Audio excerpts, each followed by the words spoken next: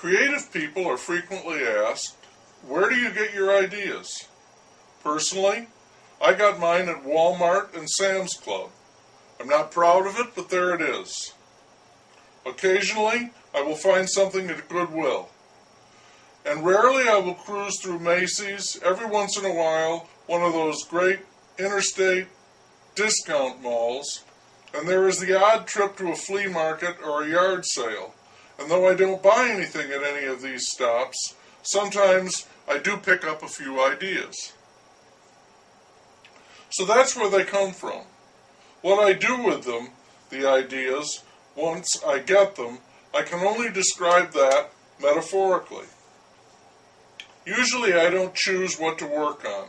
It settles on me, like one of those nettly seeds will stick to the fur of a passing beast. And this tiny thing, this seed then, if you will, begins to irritate me. I don't like it, or I don't understand it, or I resent its intrusion into my life. So I begin to work on it.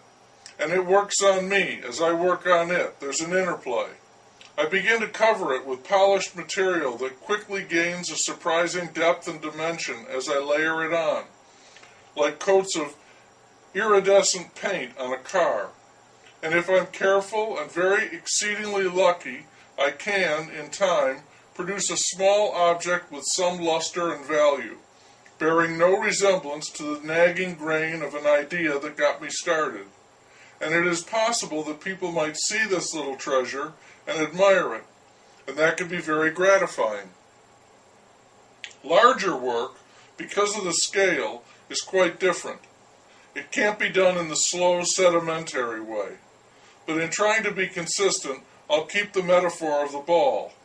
No matter how big the eventual work becomes, it almost always begins with something small and seemingly trivial. Let's say a bit of string or a piece of tin foil. And in a world where so much passes by, sweeps past, as if caught in the river of life, I am going to save that bit of string or piece of tin foil. I might not even know why, but I do, and that's the start of it. That sets it off, gets it going, sets a precedent, if you will. Because after that, every time I come upon a bit of string or a piece of tin foil, I will add it to my collection.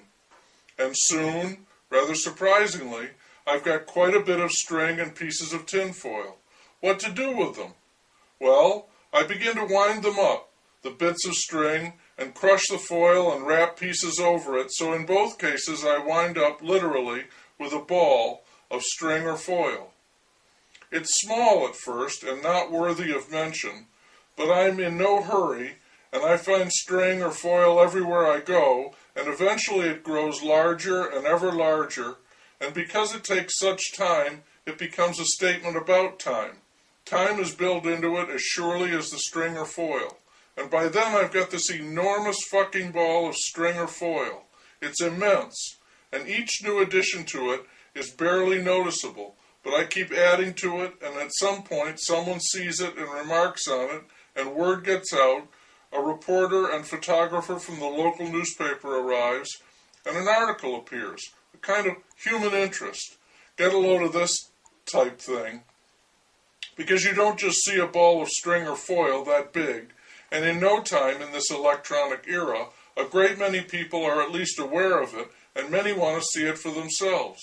And willy-nilly, I make something of a name for myself as this wacko guy who saved all that string or foil and rolled it up into this great big ball.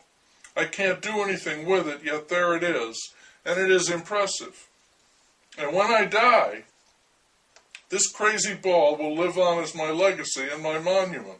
People will shake their heads and say, just look at that fucking thing. Amazing in itself, and that anyone would ever do it. And it will inspire others to begin collecting similar things and to wind them up and to construct from bits and pieces of everyday stuff like lint from the dryer or corks from wine bottles some pretty formidable and remarkable things, which is, after all, just a great big ball of cast-off junk, whatnots, loose ends, but still, without question, on some level, absolutely incredible.